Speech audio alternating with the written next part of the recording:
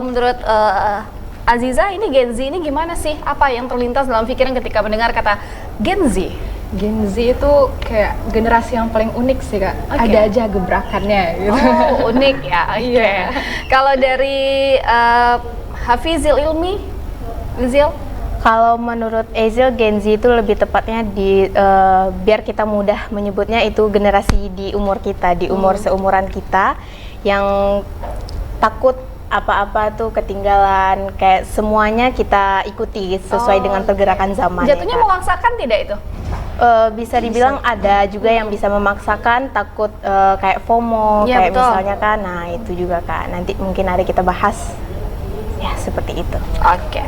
Nah, jadi teman-temannya menyampaikan bahwasanya Gen Z ini ada yang lebih ke ini ya, unik. Ada juga yang menyatakan bahwasanya Gen Z ini mengikuti alur ya. Kemana angin kencang mungkin ke situ ya.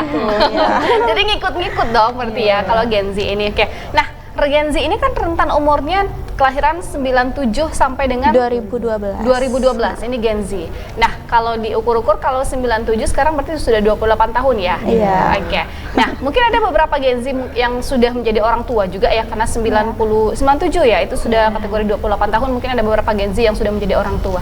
Tapi sebelum kita bahas itu, kita mau bahas dulu nih sebenarnya faktor-faktor Gen Z ini. Seperti yang kawan-kawan sampaikan bahwasanya Gen Z ini ngikut-ngikut, kemudian unik. Apa sih sebenarnya penyebab faktor dari Gen Z ini sehingga Gen Z ini sifatnya gitu loh?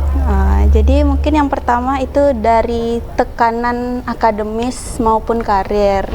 Itu kayak misalnya kan banyak nih generasi muda saat ini tuh kayak dapat tekanan baik itu dari lingkungannya dan mungkin yang lebih parahnya dari keluarganya. Misalnya yang siswa atau mahasiswa dia udah tamat loh, udah dapat kuliah di sini loh, atau kerjanya udah dapat yang bagus loh, kenapa kamu nggak bisa kayak gitu. Itu yang kedua, itu ada kayak semacam media sosial maupun FOMO tadi ya, media sosial. Jadi si generasi muda saat ini nih lebih terpatok ke media sosial. Terus kalau FOMO kayak misalnya dia ikut-ikutan, kayak ikutin arus, kayak gitu kan Kak.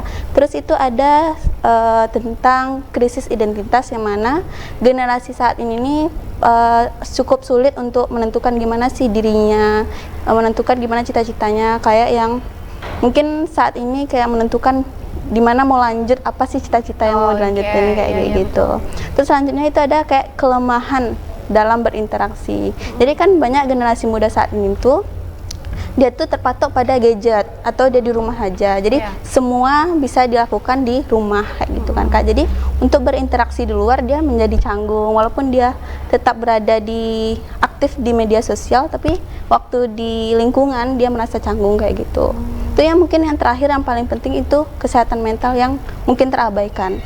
Kayak pepatah, mungkin ada dengar kayak pepatah sikit-sikit lama-lama jadi bukit. Kayak misalnya yang kita abaikan kayak dia tuh perasaan sedih kayak gitu ya, kecemasan atau overthinking mungkin yang sering terjadi. Mungkin saya pribadi juga merasa overthinking pas ujian, apakah aku dapat ya ujian kayak gitu Kak. Jadi itu beberapa ini ya, beberapa faktor utamanya sehingga Gen Z ini kayak merasa tidak nyaman mungkin dengan lingkungan beberapa ya.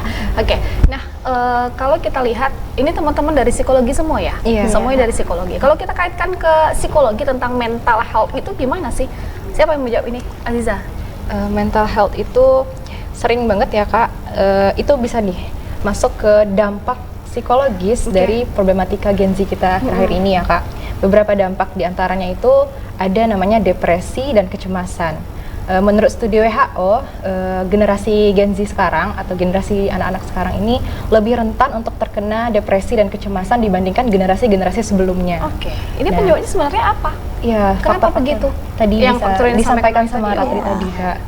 Di sana mental health itu kan, tapi sebenarnya sejauh ini orang-orang udah mulai aware nih Kak tentang mental health. Mereka udah mau misalnya mau datang berani ke psikolog atau udah mau berani mengungkapkan speak up. Biasanya kan kalau di sosial media sekarang kan TikTok ya, orang biasanya mulai untuk speak up. Aku nih kok menyampaikan pendapat dia tuh dengan lantang. Jadi nggak dipendem-pendem lagi gitu Kak. Terus ada dampak selanjutnya dari problematika Gen Z ini, ada overthinking dan burnout tadi.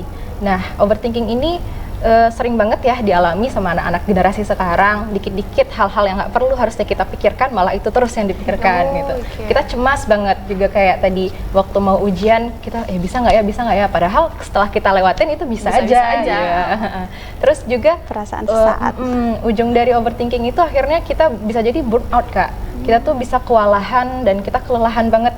Jadi bisa sampai berujung pada kehilangan motivasi hidup, dan kita tuh ngerasa ketika kita beraktivitas tuh kayak nggak ada rasa aja, kayak flat gitu kan Kak, nggak ada motivasinya lagi, kayak apa sih, bosan hidup jadinya gitu kan Kak. Terus dampak yang 3, kita bisa terkena self esteem yang rendah. Self esteem ini itu tuh bentuk dari bagaimana kita menilai diri kita sendiri, bagaimana kemampuan kita, bagaimana kita memandang diri kita sendiri. Self esteem ini, jadi kalau misalnya self esteem kita rendah, kita akan rentan untuk tidak percaya diri dan kecemasan tadi ketika kita melihat orang, wah ini kok dia keren banget ya hidupnya, wah banget hidupnya, bahagia banget hidupnya, sempurna banget hidupnya. Jadi kita kok aku enggak gitu. Padahal kita itu dah karena self esteem kita rendah tadi. Jadi kita tidak bisa menilai kemampuan kita tidak merasa diri kita tuh cukup gitu. Kita harus menstandarkan kehidupan kita, membandingkan kita dengan kehidupan orang lain gitu. Padahal masing-masing punya porsinya gitu kan Kak. Nah, terus yang terakhir ada isolasi sosial. Ironisnya, meskipun kita generasi yang paling update tentang teknologi, tapi pada kenyataannya generasi sekarang itu tetap mudah untuk merasa kesepian. Nah, karena kita tuh lebih sering berinteraksinya tuh lewat media sosial kan Kak. Sedangkan kalau interaksi itu, kita manusia sosial tuh berinteraksi seperti inilah yang benar-benar menumbuhkan perasaan-perasaan. Kita benar-benar terlepas, kita melihat ekspresi dia, gimana dia merespon, lebih dan itu leluasa. tuh itu yang sehat komunikasinya gitu kan Kak. Sedangkan kalau lewat media sosial kita nggak tahu nih gimana gestur dia, gimana itunya, kita bisa salah paham juga dari cara ketikan typingnya kayak gitu Kak. Oke. Nah sebenarnya para Gen Z ini memang butuh pendampingan khusus atau gimana sih? Kalau dengan beberapa kriteria tadi disampaikan ya. Sebenarnya itu balik ke kesadaran sendiri nggak sih Kak? Jadi kalau bisa kita mau belajar untuk mencari tahu, atau kita mau belajar aja nih, kayaknya ada yang salah deh dari diri aku. Kenapa ya? Apakah aku terlalu tadi kita terlalu memandang menilai standar kita tuh dengan standar orang lain? Kenapa kita harus kayak gitu kan Kak? Jadi kayak kenapa nggak coba kita buat standar kita sendiri? Kita buat aku cukup kok dengan kayak gini aja. Itu balik ke kita membangun prinsip diri kita sendiri gitu Kak. Jadi kita nggak perlu harus berpikir untuk sampai seperti orang lain gitu. Kenapa kita tidak sampai seperti dengan cara kita sendiri aja gitu. Nah mungkin muncul satu pertanyaan juga nih dari teman-teman yang disampaikan tadi sih. Gimana cara kita ya mengukur kemampuan kita, atau kita sebenarnya kita mampu di sini loh. Sebenarnya kita nggak mampu di sana, tapi porsi kita di sini, fashionnya kita di sini. Gimana sih kita membangun percaya diri kita itu bahwasanya kita fashionnya di sini, bukan di situ gitu. Gimana sih kalau menurut kawan-kawan ini? Dari kami belajar ya Kak. Kita kan di psikologi ada namanya psikotes. Nah, di sana kita bisa membantu menemukan jati diri kita dengan di mana tipe kita, minat kita di mana. Nah, mungkin bisa salah satu caranya itu dengan mengikuti datang ke psikolog dan meminta untuk di psikotes gitu, Kak. Jadi biar kita tahu gimana minat kita, bakat kita di mana gitu. Nanti insya Allah dibantu sama psikolognya gitu. Jadi memang lebih baiknya memang dicek dulu ya, atau dites dulu nih, psikotes dulu. Jadi arahnya kita mau kemana nih gitu loh. Jangan ngikut-ngikut orang ya. Jadi karena kebanyakan para Gen Z ini karena kebanyakan ngikut, jadinya tidak sesuai dengan porsinya masing-masing. Nggak jadi diri jadi sendiri. kehilangan arah. Nah, betul.